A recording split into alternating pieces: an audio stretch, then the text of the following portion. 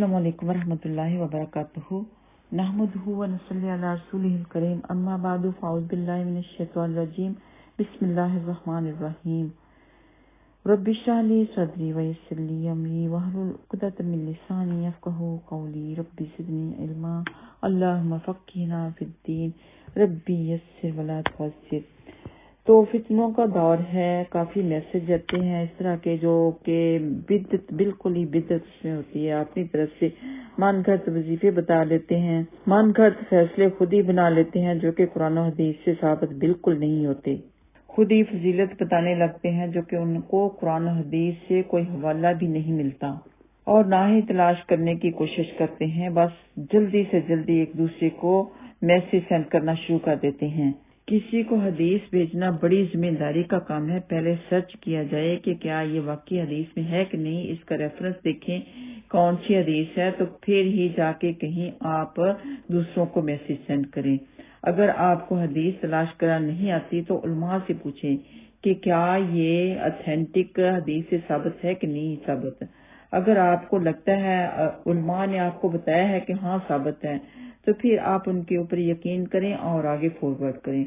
लेकिन अगर वो आपको ये बताते हैं कि हदीस से साबित नहीं है, तो आपका हक नहीं बनता कि पूरी दुनिया में ऐसा मैसेज फैलाएं जो कि किसी कुरान और हदीस से साबित ही ना हो। और कई मैसेज तो ऐसे भी आते हैं कि नबी पाक सल्लल्लाहु अलैहि वसल्लम ने फरमाया, हालांकि वो हदीस से साबित ही नहीं होता। तो उनको अल्लाह से डरना चाहिए और नबी पाक सल्लल्लाहु अलैहि वसल्लम की ये हदीस जरूर अपने ज़हन में रखनी चाहिए कि नबी पाक सल्लल्लाहु अलैहि वसल्लम ने फरमाया कि जिस किसी ने कोई ऐसी बात मुझसे मंसूब की जो मैंने नहीं कही तो अपना ठिकाना जहन्नम में कर ले।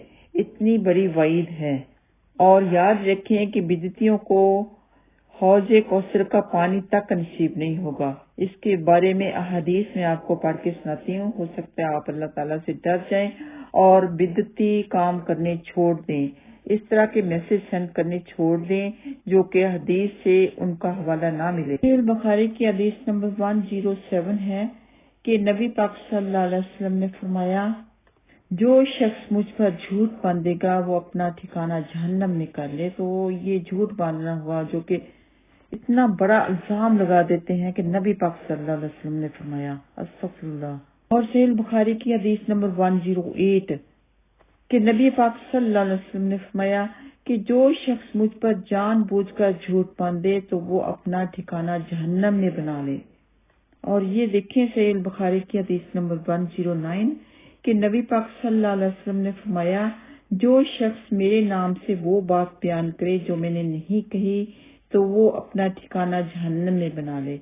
तो माय डियर, ये तो आपने जान लिया कि जो नबी पाक सल्लल्लाहु अलैहि वसल्लम पर इल्जाम लगाते हैं, कहते हैं कि ये नबी पाक सल्लल्लाहु अलैहि वसल्लम ने फरमाया, हालांकि वो हदीस से साबित नहीं होता, तो उनकी सजा क्या है ये तो आप लोगों ने सुन लिया।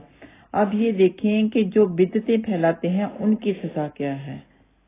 सहीह बुखारी की हदीस नंबर 2367 में है कि नबी पाक सल्लल्लाहु अलैहि वसल्लम ने फरमाया, उस जात की कसम जिसके हाथ में मेरी जान है, मैं कयामत के दिन अपने हौज से कुछ लोगों को उस तरह हाँक दूंगा जैसे अजनबी ऊंट हौज से हाँक दिए जाते हैं। और वो कौन लोग हैं इसके बारे में मैं आपको बताती हूँ। सहीह बुखारी की हदीस नंबर 6576 नबी पाक सल्लल्लाहु अलैहि वसल्लम ने फरमाया कि मैं अपने हौज पर तुमसे पहले ही मौजूद रहूंगा और तुम में से कुछ लोग मेरे सामने लाए जाएंगे, फिर उन्हें मेरे सामने से हटा दिया जाएगा।